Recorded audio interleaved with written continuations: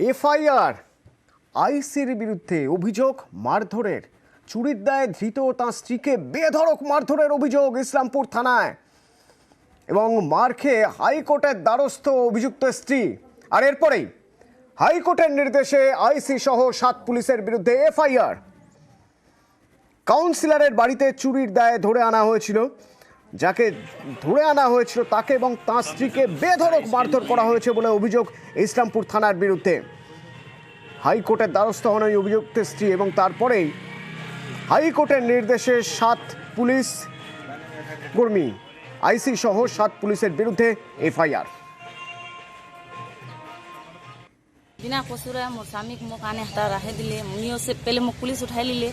उठार बात कहे तो स्वामी चोरी करिए इधर बोले मोर मुख आने बढ़ाई दिले। मोर स्वामी से सिलेंडर होल सिलेंडर हर बात मुख छोड़ दो मोर मको नहीं छोड़ले मोर स्वामी को नहीं छोड़ले। मोर स्वामी को बिना कसूर डांगाले मको बिना कसूर एमन टॉर्चर करले कि मोर स्वामी किन्नी इन्नी गोटला खत्म हो गई। जेल से टूपी पिना छोड़ दिले, जाली कागज बनाए कहे घर लोग खार हुआ छे नहीं। हमारे गरीब लोग एमन को हमक माले बेकसूर से और गुरुदास चुरी हुई ना नहीं हमारे बोलो पाठी नहीं चुरी के साथ आने हम को फंसा। गुरुदास काउंसिलर আজকে কি করতে আসছেন?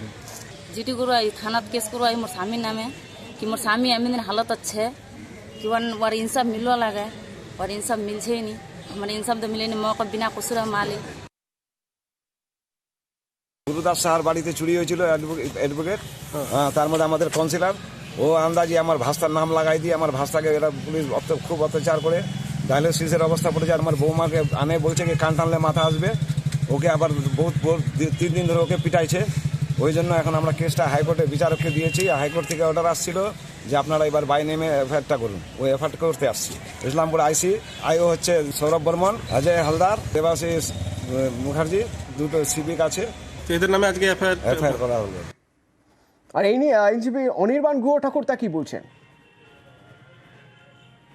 এফআইআর হওয়ার পরে তদন্তের দিক নির্দেশ কোন দিকে যাচ্ছে বা তদন্তের ক্লোজার রিপোর্টে আলটিমেটলি যদি দেখা যায়, মানে যদি ওনাদের বিরুদ্ধে চার্জশিট হয়, প্রাথমিকভাবে যদি প্রমাণিত হয়, প্রাথমিকভাবে যদি পুলিশ তদন্ত করে দেখতে পারেন যে হ্যাঁ এনারা অভিযুক্ত, তাহলে ওনাদের ডিপার্টমেন্টাল এনকোয়ারি হয় এবং সেই ডিপার্টমেন্টাল এনকোয়ারির পরে তারপরে সিদ্ধান্ত নেওয়া হয়। এনকোয়ারি কমিটি তারা সিদ্ধান্ত নেবেন যে আদৌ ওনাদেরকে ক্লোজ করা হবে কিনা বা ওনাদের বিরুদ্ধে আরো স্ট্রিনজেন্ট কোনো অ্যাকশন চাকরিগত দিক দিয়ে সেটা নেওয়া হবে কিনা।